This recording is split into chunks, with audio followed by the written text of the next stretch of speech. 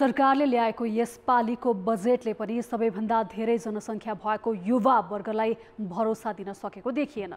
कान्तिपुर समाचारमा आज युवा लक्षित भनिएका कार्यक्रम र तिनको कार्यान्वयनका जटिलता केलाउनेछौँ। यस्तै निजगढ विमानस्थलको निर्माण तत्काल अघि बढाउन संसद र सरकार एक ठाउँमा अनि तारा एयर दुर्घटनाका अपडेटका साथै काठमाडौँ महानगरपालिकाका नवनिर्वाचित जनप्रतिनिधिहरूको पदबहालीको पहिलो दिन के भए त? यो समाचार पनि हामीसँग छ। अन्तर्राष्ट्रियमा दक्षिण प्रशान्त क्षेत्रमा प्रभाव बढाउने चीनको आकांक्षा र पश्चिमाको चासो अनि खेलकुदमा बजेटले देखाएको निराशा सहितका समाचार लिएर आएका छौँ।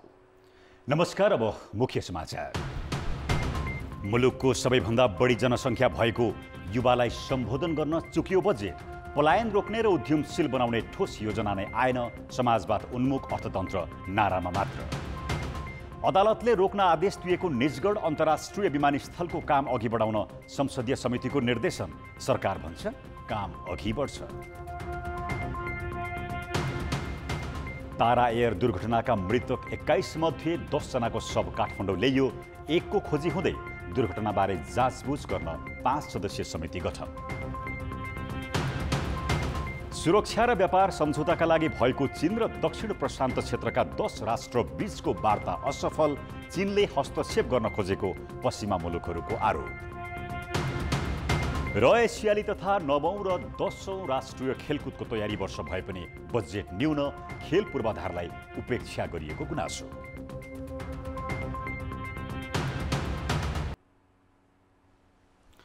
सर्वोच्च अदालतले अहिलेसम्मका सबै प्रक्रिया बदर गर्दै निर्माण रोक्न आदेश दिएको बाराको निजगढमा अन्तर्राष्ट्रिय विमानस्थलको काम अघि बढाउन सरकार र संसद तत्पर देखिएका छन्। अर्थ मन्त्रालयले हिजो बजेट मार्फत विमानस्थल निर्माणका लागि रकम छुट्याएको छ भने आज संसदीय समितिले तत्काल काम अघि बढाउन सरकारलाई निर्देशन दिएको छ। प्रतिनिधि सभा अन्तर्राष्ट्रिय सम्बन्ध समितिको आजको बैठकले निजगढ अन्तर्राष्ट्रिय विमानस्थल निर्माणमा देखिएका कानुनी र बाँकी अडचन हटाएर निर्माण कार्य तत्काल अघि बढाउन सरकारलाई निर्देशन दिएको हो। समितिले राष्ट्रिय हित, सुरक्षा र आर्थिक विकासका दृष्टिबाट अत्यावश्यक निर्माणाधीन निजगढ अन्तर्राष्ट्रिय विमानस्थल निर्माणको कार्यलाई शीघ्र अघि बढाउन आवश्यक कानुनी, प्रशासनिक र व्यावहारिक कार्य गर्न भनेको हो। राष्ट्रिय गौरवको आयोजना रोक्नु कुनै पनि दृष्टिकोणबाट उचित नभएको भन्दै अर्बौं रुपैयाँ खर्चलाई निरर्थक तुल्याउँदा झनै धक्का लाग्ने समितिको ठहर छ। सर्वोच्च अदालतले त्यहाँ विमानस्थल निर्माण नगर्न दिएको फैसलाको पनि समितिले आलोचना गरेको छ। सरकारले पनि हिजो ल्याएको बजेटमा निजगढ अन्तर्राष्ट्रिय विमानस्थल बनाउन रकम छुट्याएको छ। अर्थमन्त्री जनार्दन शर्माले काम अघि बढाउने भनेका छन्। तर सर्वोच्च अदालतले गत बिहीबार मात्रै निजगढमा अन्तर्राष्ट्रिय विमानस्थल निर्माणका सबै प्रक्रिया रोक्न आदेश दिएको थियो। सर्वोच्चको बृहत पूर्ण इजलासले विमानस्थल बनाउने भए विकल्प खोज्न सरकारलाई भनेको हो। सरकारले छुट्याएको बजेट, संसदीय समितिले काम अघि बढाउन दिएको निर्देशन अनि सर्वोच्चको निर्माण रोक्ने फैसलाले निजगढ अन्तर्राष्ट्रिय विमानस्थलबारे झन अन्यल देखा परेको छ। अर्थमन्त्री जनार्दन शर्माले आगामी आर्थिक वर्षको बजेट मतदाता रिझाउने नभई यथार्थपरक भएको बताएका छन्। स्रोत बिनै ठूलो र महत्त्वाकांक्षी बजेट ल्याएको भन्दै आलोचना भइरहेका बेला अर्थमन्त्री शर्माले पत्रकार सम्मेलन मार्फत आज बजेट यथार्थपरक भएको दावी गरेका हुन्। उनले बजेटले रोजगारी सृजना हुने मात्र नभएर उद्यमशीलता समेत विस्तार हुने जिकिर गरेका छन्। यसलाई कार्यान्वयनमा बदल्न सक्यौँ भने हामीले भनेको लक्ष्य प्राप्त गर्न सक्छौँ भन्ने मलाई विश्वास छ। हाम्रो आफ्नो सकेको कोसिस हामीले गरेको राष्ट्रप्रति जनताको आकाङ्क्षालाई सम्बोधन गर्नुपर्छ भनेर अहिलेको सरकारले कोसिस गरेको हो। यो सरकारको कोसिस जति सकिन्थ्यो हामी त्यति गर्यौँ। अर्थमन्त्री शर्माले आन्तरिक उत्पादन बढाएर बजेटले लिएको आन्तरिक राजस्वको लक्ष्य पूरा गर्न सकिने बताएका छन्। पत्रकार सम्मेलनमा सहभागी गभर्नर महाप्रसाद अधिकारीले मूल्य वृद्धिलाई सीमाभित्रै राख्ने गरी मौद्रिक नीति आउने बताएका थिए। सरकारले हिजो संसदमा प्रस्तुत गरेको बजेट कार्यान्वयनमा सरकारवाला र विज्ञहरूले भने प्रश्न उठाउँदै आएका छन्। मनसुनजन्य विपदबाट मुलुकमा वर्षेनी ठूलो जनधनको क्षति हुन्छ। अघिल्लो वर्ष मात्रै 300 भन्दा बढीको त मानवीय क्षति नै भयो। मौसम पूर्वानुमान महाशाखाले यस वर्ष त झन् धेरै वर्षा हुने पूर्वानुमान गरेको छ। सरकारले नै यस वर्ष 17 लाख मानिस प्रभावित हुन सक्ने अनुमान गरेको छ। तर विपद व्यवस्थापन तथा पूर्व तयारी गर्ने जिम्मेवारी पाएको राष्ट्रिय विपद जोखिम न्यूनीकरण तथा व्यवस्थापन प्राधिकरणले ठाउँ ठाउँमा पूर्व सूचना दिने बाहेकको विपद न्यूनीकरणको पूर्व तयारी केही पनि गरेको छैन। नेपालमा सामान्यतया जेठ अन्तिमबाट मनसुन भित्रिएर असोज दोस्रो साता बाहिरिन्छ। यस अवधिमा सरदर 1500 मिलिमिटर पानी पर्छ। अघिल्लो वर्षको यो समयमा औसतभन्दा केही बढी नै पानी पर्यो। अझ यस वर्ष त झन् धेरै पानी पर्ने सम्भावना रहेको मौसम पूर्वानुमान महाशाखाले जनाएको छ। त्यसमा पनि बागमती, गण्डकी र लुम्बिनी प्रदेशमा धेरै पानी पर्नेछ। विशेष गरी यो सालको मनसुन जुनबाट सुरु भएर सेप्टेम्बरमा सकिन्छ। त्यसको लागि अब आंकलन हेर्दाखेरि चाहिँ यसमा औसत र औसतभन्दा बढी वर्षा हुने जस्तो देखिन्छ भनेर चाहिँ हामीले यो अलिकति पूर्वानुमान भएको छ।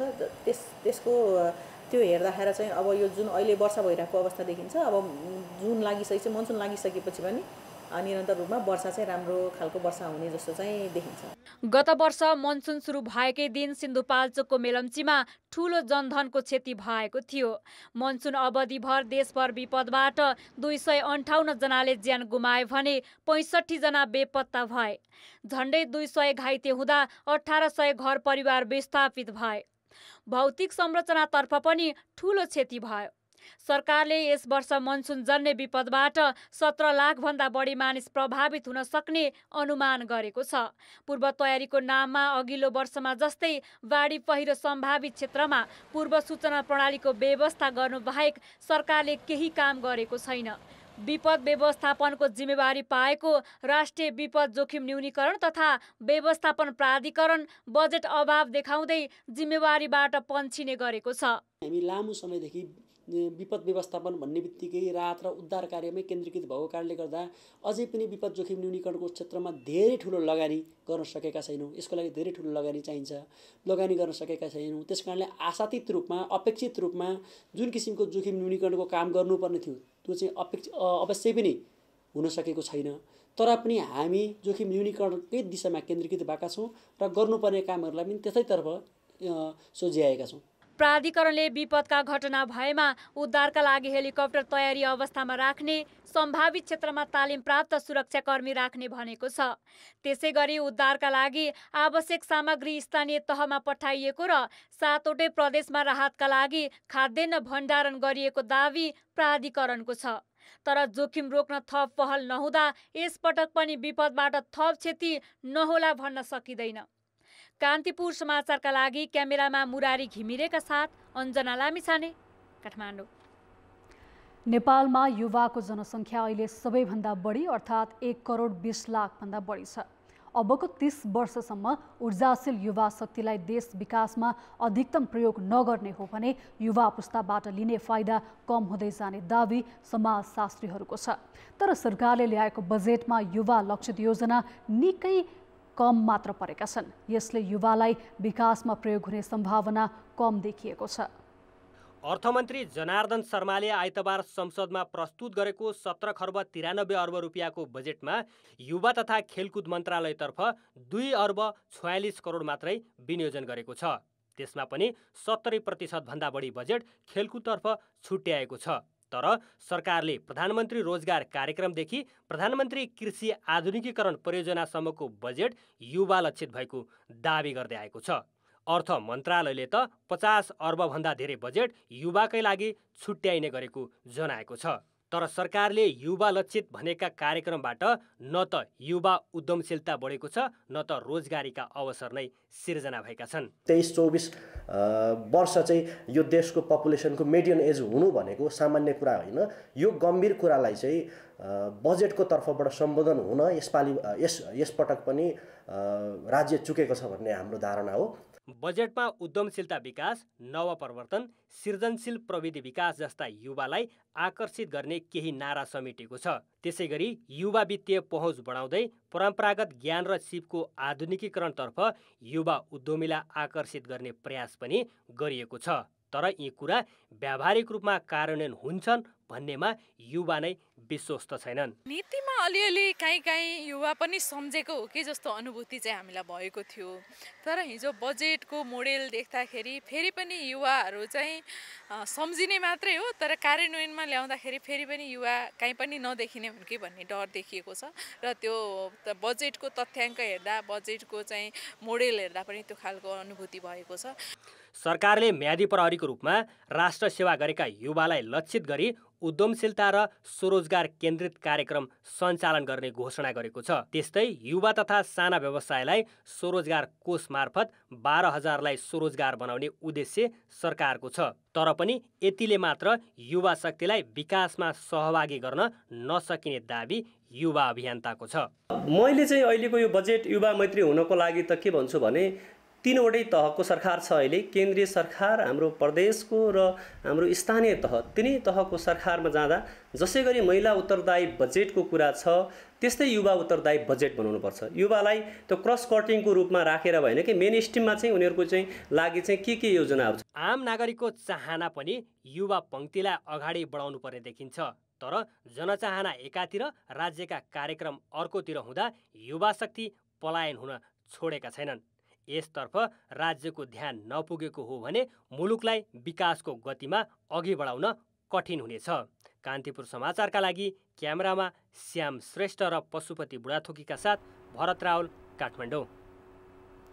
अब जनताको आवाज हामीले 7 प्रदेशमा सोधेका छौँ। सरकारले हिजो ल्याएको बजेट कतिको युवा लक्षित लाग्यो? जनताको आवाज। युवा मैत्री बजेटै आएको छैन। स्वदेशमै एउटा रोजगारमूलक विभिन्न कार्यक्रमहरू ल्याइदिएको भए अझै राम्रो हुने थियो। जुन एजुकेसन विदेश गएर स्टुडेन्टहरूले पाउँथे त्यो सुविधा यही नेपालमा दिइराखेको छ। कक्षा 6 सम्मका विद्यार्थीहरूलाई दिवा खाजा र स्वास्थ्य परीक्षण निशुल्क गरेकोमा यो कार्यक्रम मलाई बहुत राम्रो लाग्यो। समय सापेक्षिक छैन। युवा मैत्री चाहिँ छ जस्तो चाहिँ लाग्यो। युवाको लागि चाहिँ के राम्रो बजेट भएको छैन त केही पनि आएन। यो मात्रै हल्ला छ। कृषि प्राविधिकमा बजेट छुटाएको छ तर अरूलाई व्यवस्था गरिएको देखेको छ। टेलिकमको जुन शुल्क घटाउने कार्यक्रम भयो, जुन विद्यार्थीहरू जनकलाई इन्टरनेट चलाउन सजिलो हुन्छ। बजेटले युवाहरूलाई चाहिँ सबै तरिकाले ल्याएको छ। युवाहरूलाई चाहिँ स्वरोजगार दिने भनेर चाहिँ धेरै बजेटहरू आइरहेका छन्, तर अब त्यो कार्यान्वयन भएको छैन। बजेट चाहिँ अलिकति बढी ज्यादा वितरणमुखी जस्तो लाग्यो। प्रमाणपत्र धितो राखेर लोन दिने कार्यक्रम ल्याएको छ र यो कार्यक्रम चाहिँ गत वर्ष चाहिँ कार्यान्वयन भएको देखिँदैन। तलब वृद्धि र कृषिमा धेरै लगानी भएको देखियो। युवाहरूको लक्षित केन्द्रीय बजेट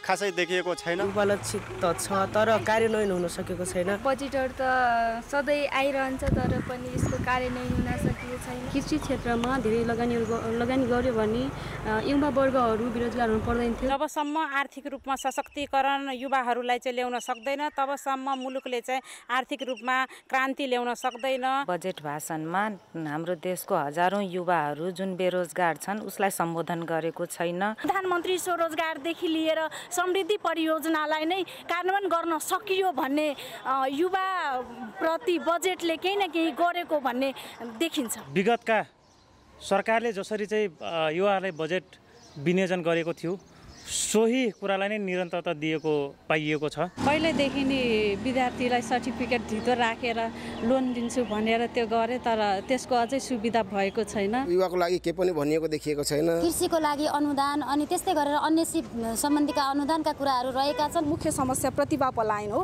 त्यसलाई चाहिँ रोक्न यो इनफ छैन।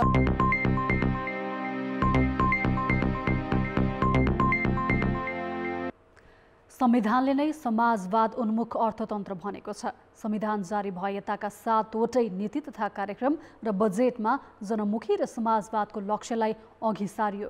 तर कुनै पनि बजेटले मुलुकलाई समाजवादको यात्रामा लैजाने योजना कुनै पनि बजेटले बनाउन सकेन। संविधानले निर्देश गरेको समाजवाद उन्मुख अर्थव्यवस्थाको आधार निर्माण गर्नु जरुरी छ। आर्थिक वर्ष 2079-80 को बजेट सार्वजनिक गर्दै अर्थमन्त्री जनार्दन शर्माले दिएको अभिव्यक्ति हो यो। समाजवाद उन्मुख अर्थतन्त्रको कुरा 2072 सालमा संविधान जारी भएताका हरेक बजेटमा हुँदै आएका छन्। हुन त संविधानले नै समाजवाद उन्मुख अर्थतन्त्र भनेको छ, तर संविधानको व्यवस्था र बजेटमा दोहोरिने गरेको कुरा र काम भने ठिक उल्टो जस्तै लाग्छ। सबै कुरा समाजवादी नीति अथवा कम्युनिस्ट नीतिमा हामी गयौँ भने सिस्टमले धान्न सक्दैन। हामीले कमजोर वर्गलाई प्रोटेक्सन गर्ने एक ठाउँ छ, तर प्रोटेक्सन गर्नको निम्ति हामीले उत्पादन पनि बढाउनु पर्यो। त्यही उत्पादनबाट आएको राजस्वले कमजोर क्षेत्रमा सहयोग गर्ने हो। यो कानुनमा अलिकति समस्या देखिएको छ। वास्तवमा हाम्रो संविधानको गल्ती हो यो भन्छु म। पुँजी र श्रमको सम्मिश्रणबाट उत्पादित लाभ लगानीकर्ता र श्रमिकसम्म न्यायोचित वितरण गर्ने प्रणाली समाजवाद हो। समाजवादले निजी नभएर सरकारी क्षेत्रलाई प्राथमिकता दिँदै जानुपर्ने भन्छ। तर शिक्षा र स्वास्थ्यकै स्वामित्व सरकारको हातमा छैन।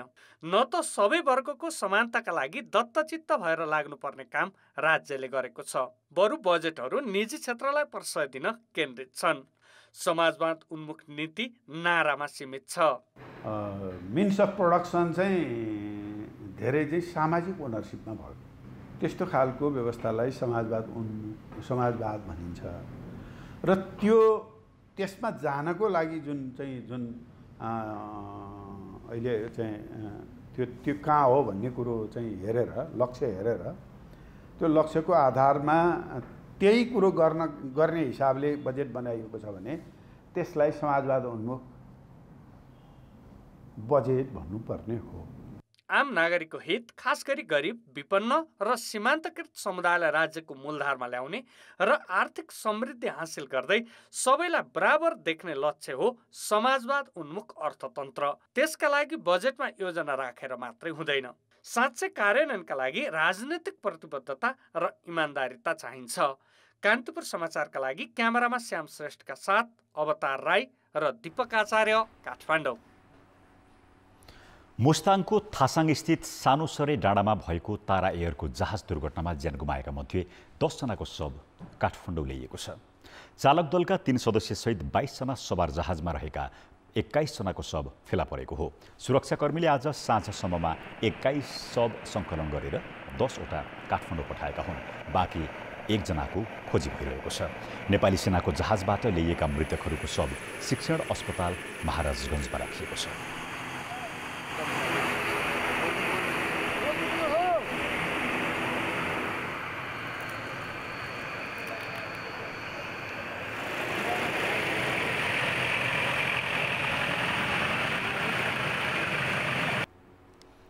अन्य 11वटा शव सङ्कलन गरेर सेनाको हवाई बेसमा राखिएको छ। मौसम प्रतिकूल भएका कारण उद्धारमा कठिनाई भएको थियो। घटनाको कारण अहिलेसम्म खुल्न सकेको छैन। नागरिक उड्डयन प्राधिकरणले जहाज दुर्घटनाको कारण खुलाएको छैन। कन्ट्रोल टावरसँग अन्तिम सम्पर्कमा रहेको थियो।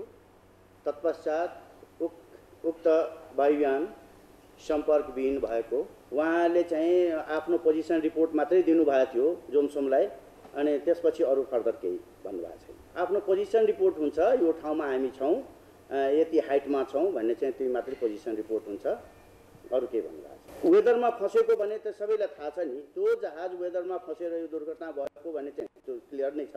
अन्य चाहिँ छानबिन कमिटीले भन्नेछ। पर्यटन तथा नागरिक उड्डयन मन्त्रालयले दुर्घटनाको छानबिन गर्न समिति बनाएको छ। वरिष्ठ एरोनोटिकल इन्जिनियर रतीश चन्द्रवाल सुमनको नेतृत्वमा 5 सदस्यीय छानबिन समिति बनाइएको हो। घटनामा 16 नेपाली सहित 2 जर्मन 4 भारतीय नागरिकको मृत्यु भएको छ। ब्रेकपछि समाचारमा स्वागत छ। काठमाडौँ महानगरपालिकाका प्रमुख बालेन्द्र शाहले फोहोर मैला व्यवस्थापनलाई पहिलो प्राथमिकतामा राखेका छन्। महानगर प्रमुख, उपप्रमुख र सबै वडाध्यक्षले आजै शपथ र पद बहाली गरेपछि बसेको कार्यपालिकाको पहिलो बैठकले फोहोर मैला व्यवस्थापन, कल सेन्टर स्थापना र सरसफाइलाई तत्काल अघि बढाउने निर्णय गरेको छ। काठमाडौँ महानगरपालिकाको पहिलो कार्यपालिका बैठकमा प्रमुख बालेन्द्र शाहले फोहोर मैला विसर्जन क्षेत्र सिसजौल र बन्चरे डाँडाका स्थानीयको समस्या सम्बोधन गर्ने कुरालाई प्राथमिकतामा राखेको बताए। काठमाडौँका चेन रेस्टुरेन्टहरूका शौचालय निःशुल्क प्रयोग गर्न पाइने व्यवस्था मिलाइने पनि निर्णय भएको छ।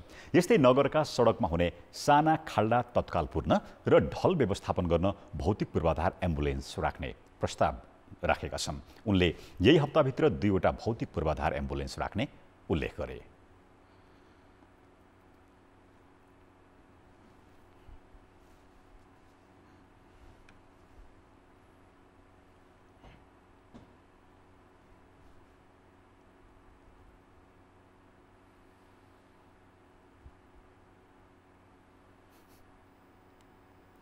कार्यपालिका बैठकमा वडाध्यक्षहरूले महानगर प्रमुखका योजना सकारात्मक भएको बताएका थिए। प्रत्यक्ष प्रसारण गरिएको कार्यपालिका बैठकले निर्णय गर्ने समयमा भने विधि र पद्धतिको कुरा उठाउँदै आपत्ति जनाएपछि छलफल र निर्णयमा केही अलमल भयो।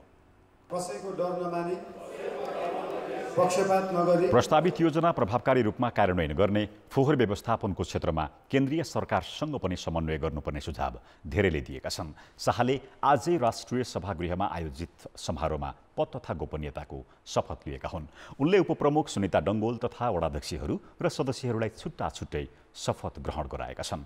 वैशाख 30 गते भएको स्थानीय तह चुनावमा 32 वर्षीय शाह स्वतन्त्र उम्मेद्वार उठेर काठमाडौँको प्रमुखमा निर्वाचित भएका थिए। हेटौँडा कपडा उद्योग बन्द भएको वर्षौं भयो। सरकार हेरफेर भएसँगै कहिले उद्योग लिक्विडेसनमा लैजाने त कहिले सञ्चालन गर्ने निर्णय हुँदै आएको छ। अझ यसपालि त बजेटबाट यहाँ उत्पादित कपडा सार्वजनिक ओहदामा रहेका मानिसले अनिवार्य लगाउनुपर्ने निर्णय गरेको छ। वर्षौंदेखि बन्द भएको उद्योगको हेक्का नै नराखी सरकारले गरेको निर्णयलाई के भन्ने? चिनिया सरकारको सहयोगमा 20 करोड लगानी गरी 2032 सालमा हेटौँडा कपडा उद्योग स्थापना गरिएको हो। 2035 सालबाट उद्योगले उत्पादन सुरु गरेको थियो। लगातार घाटामा सञ्चालन भएको भन्दै 2057 साल फागुन 1 गते तत्कालीन मन्त्री परिषदको निर्णयबाट यो उद्योग बन्द भयो। कपडा उद्योगमा 486 वटा कपडा बुन्ने तान र 14,688 वटा स्पिन्डल छन्। उद्योग सञ्चालन हुँदा 1200 कर्मचारीले रोजगारी पाएका थिए। 2076 सालको बजेट भाषणमा सुरक्षा निकायको पोसाक उत्पादन गर्ने गरी नेपाली सेना, सशस्त्र प्रहरी बल र नेपाल प्रहरीको लगानीमा यो उद्योग सञ्चालन गर्ने घोषणा भएको थियो। नेपाल सरकारका कर्मचारीहरूलाई अनिवार्य गर्ने भन्ने कहिले एउटा यस्तो पनि कुरा आएको थियो। नेपाल अधिराज्यभरिका स्कुलहरूमा ड्रेसको लागि पनि यो चाहिँ अनिवार्य गर्ने भन्ने कुराहरू आएको थियो। अब यस्ता कुराले त केही अर्थ राख्दैन। त्यसले गर्दाखेरि ठोस नीति नै ल्याउन उपयुक्त हुन्छ। पुष्पकमल दाहाल नेतृत्वको सरकारले उद्योग सञ्चालन गर्न 8 करोड रुपियाँ बजेट छुट्याएको थियो। 6 करोड रुपियाँ खर्च गरी त्यति बेला उद्योग मर्मत गरियो। 2066 साल कार्तिकमा हेटौँडा कपडा उद्योगलाई दोस्रो पटक लिक्विडेसनमा लैजाने निर्णय भई प्रक्रिया अघि बढ्यो। औद्योगिक क्षेत्रको 236 रोपनी जग्गामा हेटौँडा कपडा उद्योग निर्माण भएको छ। 256 रोपनी जग्गामा आवास बनेको छ। यसको प्रशासनिक भवनमा अहिले सशस्त्र प्रहरी बलले आफ्नो बेस क्याम्प राखेको छ भने मेसिन रहेको क्षेत्र औद्योगिक क्षेत्रको जिम्मामा छ। पछिल्ला सरकारहरूले विभिन्न कालखण्डमा पटक पटक सञ्चालन गर्ने भन्ने तर खासै ठोस काम कारबाही अहिले नबढेको हुँदाखेरि त्यो मिल मेसिनहरू यथावस्थामा छ र अहिले त्यसको संरक्षण हामीले गरिरहेछौँ, जिम्मेवारी लिएछौँ। हेटौँडा कपडा उद्योगमा 4 दशक अघि जडान भएका पुराना मेसिन र प्रविधि छन्। यही प्रविधिबाट कपडा उत्पादन गर्ने हो भने अहिले बजारमा भएका नयाँ प्रविधिबाट उत्पादन हुने कपडासँग उद्योगले प्रतिस्पर्धा नै गर्न नसक्ने उद्योगीहरू बताउँछन्। कान्तिपुर समाचारका लागि बालकृष्ण अधिकारी, हेटौँडा, मकवानपुर। बागमती प्रदेशका विपन्न नागरिकले उपचारका लागि रगतको अभावमा भौतारिनु नपर्ने भएको छ। प्रदेश सरकारले सरकारी अस्पतालमा उपचाररत विपन्न नागरिकलाई निशुल्क रगत उपलब्ध गराउन लागेको छ। प्रदेश सरकारले बिरामीलाई प्रति युनिट रगत उपलब्ध गराए बापत रेडक्रसको रक्त सञ्चार केन्द्रलाई 1050 रुपियाँ उपलब्ध गराउनेछ। बागमती प्रदेशमा स्थायी बसोबास रहेका विपन्न व्यक्तिलाई उपचारका क्रममा रगत चाहिए सरकारले नै निशुल्क उपलब्ध गराउन थालेको छ। प्रदेश अस्पताल र जिल्ला स्वास्थ्य कार्यालयसँग समन्वय गरी बिरामीलाई रगत उपलब्ध गराउन थालिएको हो। काठमाडौँमा वीर अस्पताल र तोखास्थित चन्देश्वरी अस्पतालका चिकित्सकको सिफारिसमा केन्द्रीय रक्त सञ्चार केन्द्रबाट निशुल्क रगत दिन थालिएको हो। विपन्न व्यक्तिले वर्षमा 10 पिनसम्म रगत पाउनेछन्। बिरामी जहाँ पनि एडमिट यदि हुनुभएको छ भने जिल्लाको यदि हामीले बााउन्डेसन नराखेको भए सजिलो हुन्थ्यो। तर प्रदेश सरकारले नै फलानु जिल्लाको व्यक्तिले वहाँबाट सेवा लिने, पाटनबाट सेवा लिने, काठमाडौँ जिल्लाका व्यक्तिहरूले नेपाल रेड क्रस सोसाइटी केन्द्रीय रक्त सञ्चारबाट लिने, त्यस्तै भक्तपुरको बिरामीहरूले भक्तपुरको blood bank Nepal red cross सोसाइटीको जुन ब्लड ब्याङ्क रहेछ त्यहाँबाट सेवा लिने भनेर उहाँहरूले पहिलादेखि नै त्यस्तो प्रावधान गरिदिनु भयो। उहाँहरूले उपत्यकामा भएका ब्लड ब्याङ्कहरूलाई यदि हामीले सहुलियत दियो भने यो सजिलो होला जस्तो मलाई लाग्छ। काठमाडौँका 2वटा अस्पतालको सिफारिसमा मात्र निशुल्क रगत पाउने व्यवस्था हुँदा समस्या भएको छ। सरकारी अस्पतालमा उपचार गरेका सबैलाई दिए राम्रो हुन्थ्यो। उहाँले सके भए त दिनुहुन्थ्यो होला पनि लाग्छ, तर पनि दिएदेखि सबैलाई त चाहिरहने त होइन नि त। कहिले कहिले पीडित त धेरै सबै ठाउँका छन् नि। बागमती प्रदेशका 13वटा सरकारी अस्पताल सहित पाटन, वीर र धुलीखेल अस्पतालले विपन्न नागरिकलाई आवश्यक भए निशुल्क रगतको व्यवस्था गर्नेछन्। नियमित डायलासिस गर्नुपर्ने, रगत तथा रक्ततत्व आवश्यक पर्ने विपन्न नागरिकलाई भने 20 पिनसम्म उपलब्ध गराउने व्यवस्था छ।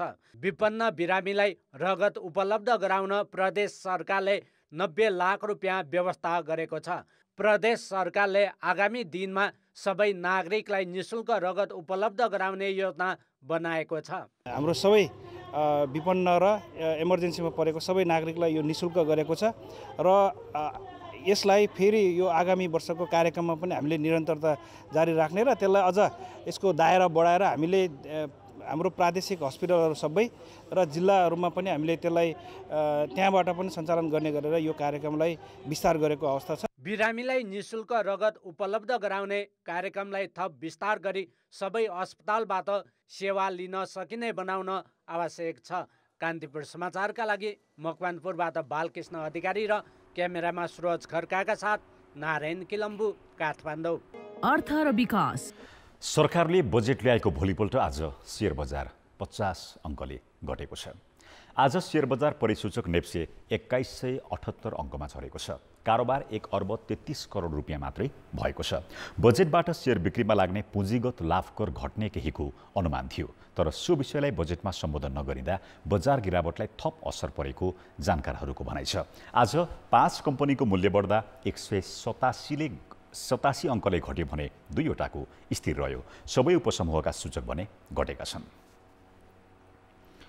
कान्तिपुर पब्लिकेसन्स र उच्च माध्यमिक विद्यालय सङ्घको आयोजनामा कान्तिपुर हिसान एडुफेयर हुने भएको छ। उत्कृष्ट शिक्षा नेपालमै भन्ने नाराका साथ आगामी असार 10 देखि 13 गतेसम्म शैक्षिक मेला गर्ने सम्झौता भएको हो। SEE र +2 सकेर बसेका विद्यार्थीका लागि लक्षित गरेर एडुफेयर गर्न लागि हो। यो पटक हामीले करिब 100 भन्दा बढी स्टलहरू रहनेछन्। हामीले विद्यार्थीहरूमा चाहिँ क्विज कन्टेस्ट, एसे कम्पिटिसन जस्ता कम्पिटिसनहरू पनि र प्राइज डिस्ट्रिब्युसन पनि गर्ने चाहिँ जमर्को गरेका छौँ। त्यसैले यो कोभिड पछाडिको 2 वर्ष कोभिड भयो, कोभिड पछाडिको एडुफेयर भएको हुनाले बढीभन्दा बढी सहभागीहरूलाई यहाँ आएर आफ्नो जिज्ञासाहरूलाई समाधान गर्नको निम्ति हामी हार्दिक अपिल गर्दछौँ। प्रत्येक वर्ष हुने गरेको मेला यसअघि 2 वर्ष कोभिड महामारीका कारण हुन सकेको थिएन। खेलकुद समाचार। कान्तिपुर खेलकुद समाचारमा स्वागत छ। कुनै पनि अन्तर्राष्ट्रिय प्रतियोगितामा नेपाली खेलाडी सहभागी हुँदा देशको प्रतिष्ठासँग जोडेर गर्व गरिन्छ। खेलाडीलाई मुलुकको गहनाका रूपमा व्याख्या गरिन्छ। तर सरकारको वार्षिक बजेटमा भने खेलकुद प्राथमिकतामै परेको छैन। आगामी आर्थिक वर्षका लागि खेलकुद क्षेत्रमा 0.14% मात्र बजेट विनियोजन गरिएको छ, जुन खेलकुद क्षेत्रको पूर्वाधार बनाउन पर्याप्त देखिँदैन। युवा तथा खेलकुद मन्त्रालयको लागि रु 2 अर्ब 46 करोड विनियोजन गरेको छु। अर्थमन्त्री जनार्दन शर्माले संघीय संसदको संयुक्त बैठकमा आइतबार पेश गरेको 17 खर्ब 93 अर्ब 83 करोड रुपियाँको बजेट चालु वर्षको संशोधित बजेटभन्दा 24%ले बढी हो। तर प्राय सबै क्षेत्रको बजेट बढे पनि युवा तथा खेलकुद क्षेत्रका लागि भने 2 अर्ब 46 करोड मात्र विनियोजन गरिएको छ, जुन आगामी आर्थिक वर्षको बजेटको 0.14% मात्र हो, जुन चालु वर्षको संशोधित बजेटभन्दा 22 करोड कम हो। यसलाई खेलकुद क्षेत्रका विज्ञले निराशाजनक भनेका छन्। जस्तो खालको आकारमा आज खेलकुद क्षेत्रले प्राथमिकता पाउनुपर्ने थियो त्यो तहबाट चाहिँ अझै प्राथमिकतामा परेन भन्ने मेरो प्रारम्भिक बुझाइ हो। जबसम्म यसलाई चाहिँ प्रायोरिटीमा राख्दैन, यो चाहिँ इन्भेस्टमेन्ट हो, इन्भेस्टमेन्ट गरेपछि रिटर्न आउँछ भन्ने कुरा जबसम्म बुझ्दैन तबसम्म चाहिँ नि यो बजेट चाहिँ नि अब घट्ने बढ्ने 1-2% बढ्ने बाँकी हुँदैन। सरकारले बजेटमा खेलकुद पूर्वाधार निर्माणका लागि 87 करोड खर्च गर्ने योजना बनाएको छ। तर यति थोरै रकममा वर्षौंदेखि अलपत्र मूलपानी रङ्गशाला सम्पन्न गर्नेदेखि टियु क्रिकेट मैदानको स्तरोन्नति, कोहलपुरमा एकाडेमी, फाप्ला अन्तर्राष्ट्रिय क्रिकेट मैदान, जुम्लामा हाई अल्टिच्युड सेन्टर लगायतका धेरै योजना छन् जुन आगामी आर्थिक वर्षका लागि विनियोजित बजेटले सम्पन्न हुन कठिन छ। यो त सिलिङमा भित्र रहेको बजेटको कुरा भयो हैन। फेरि सरकारले जब त्यसलाई सार्वजनिक रूपले प्रतिबद्धता गरेको विषयमा त थप बजेट विनियोजन गर्छ भन्ने कुरामा मैले त विश्वास राख्नु पर्यो नि त। तर कम्तीमा यो आउने आर्थिक वर्षमा सम्पन्न गर्ने र त्यसका लागि आवश्यक बजेटको विनियोजन गर्ने, आवश्यक बजेटको व्यवस्था गर्ने सरकारको प्रतिबद्धता हो नि त। हिजो त त्यसलाई संसदबाट अनुमोदन हुँदैछ भनेपछि हैन, संसदबाट समेत अनुमोदन भएको विषयमा चाहिँ मैले आवश्यक बजेट उपलब्ध हुने कुरामा चाहिँ म चाहिँ निश्चिन्त छु। 87 करोडले तपाईँले अब के नै गर्नुहुन्छ? 60 ठाउँमा फेरि प्रत्येक जिल्लामा कभर भनेको छ होइन, क्षेत्रमा भनेको छ। यो त के पनि गर्न सकेन, खालि यो सुरु गर्ने र यसलाई अलिकति लम्ब्याएर फेरि प्रत्येक वर्ष गर्ने, प्रोजेक्ट कस्ट चाहिँ बढाउने र प्रोजेक्ट चाहिँ यो लेन्थ चाहिँ बढ्ने कुरा मात्रै हुन्छ। यो आर्थिक वर्ष 2075-76 मा युवा तथा खेलकुद मन्त्रालयलाई 4 अर्ब भन्दा बढी रकम छुट्याइएको थियो, जसमा 8औं राष्ट्रिय खेलकुद प्रतियोगिता, एसियाली खेलकुदमा सहभागिता र 13औं दक्षिण एसियाली खेलकुदको पूर्वाधार निर्माण तथा आयोजनालाई प्राथमिकतामा राखिएको थियो। 2076-77 मा पनि दक्षिण एसियाली खेलकुद लक्षित खेलकुदको बजेट झन्डै 4 अर्ब नै थियो। त्यसपछि पनि खेलकुदमा लगानी निराशाजनक रहेको छ। एसियाली तथा दक्षिण एसियाली खेलकुद तथा 10औं राष्ट्रिय खेलकुदको तयारी वर्षको रूपमा लिएको आगामी आर्थिक वर्षका लागि सरकारले पुनः बजेट विनियोजनमा उपेक्षा गर्दा खेलकुद क्षेत्र निराश बनेको छ। कान्तिपुर समाचारका लागि क्यामेरामा सञ्जय लुइटेलका साथ खेलकुद ब्युरोको रिपोर्ट। अब जनमतको अन्तिम परिणाम। जनमतमा हिजो हाम्रो प्रश्न थियो, आगामी आर्थिक वर्षको बजेट कस्तो लाग्यो? ए चुनाव केन्द्रित, बी कार्यान्वयनमा चुनौती, सी सकारात्मक। जनमतको अन्तिम परिणाम यस्तो छ, ए चुनाव केन्द्रितमा 57%, बी कार्यान्वयनमा चुनौतीमा 29% र सी सकारात्मकमा 14%। अब जनमतमा आजको प्रश्न।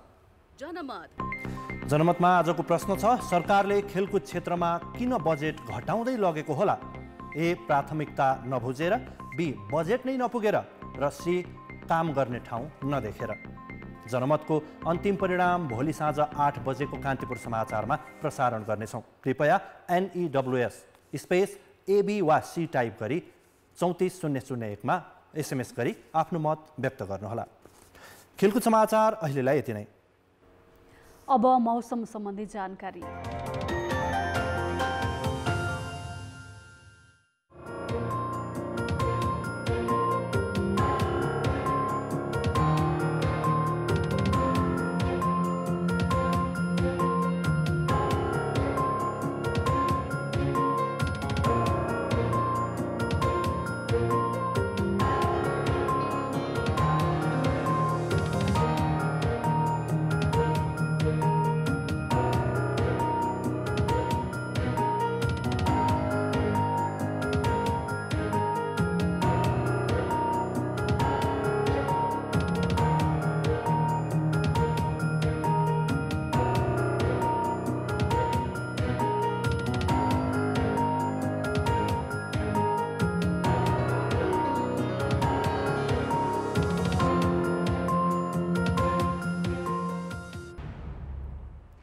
कान्तिपुर समाचार अहिलेलाई सकियो। कान्तिपुर टेलिभिजन हेर्दै गर्नुहोला।